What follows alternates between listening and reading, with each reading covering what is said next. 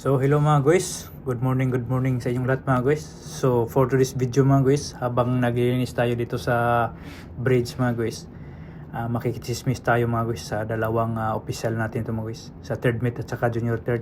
So i-reveal natin yung sahod nila mga guys, kung magkano yung sahod ng third mate mga guys at saka junior third mga guys.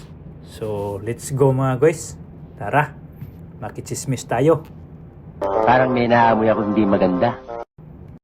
Konting tips lang mga guys. Kung Konting gusto niyong lumigaya ang inyong buhay, Sige nga, subukan mo. tips pa. Oh, ganyan ba yan? sundin niyo lang yung misis niyo. Oh, bitaw. Di ba mga guys? Di ba sa Regina? Yes. Oh, Kung ano ang nasa puso mo, Oh, sundin mo. Hindi totoo yan. Bola lang yan. Reveal natin mga guys. para walang away. Pero nga. Para wala away. Walang away. Peace. Oh, ito muna. Alam mo kung magkano sahod dito? Ito. Ito magkano sahod nito? $5,000.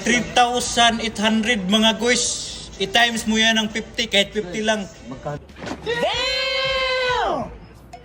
Ano na yun? 3,800. Yan yung sahod niya mga guys. Ang trabaho niya pag ganyan-ganyan lang. Wow, sana all. Sahod ng tesero namin mga guys, 3,800. Sahod ng junior third namin mga guys, 2,800 mga guys. Sus ko Ginoo. Saan? Ilipat naman yung iba na. Oh, sige. Di ba? Yan yung sahod mga guys. Kung ang sahod ang pag-uusapan natin, yan ang sahod nila. Stop it. Get some help.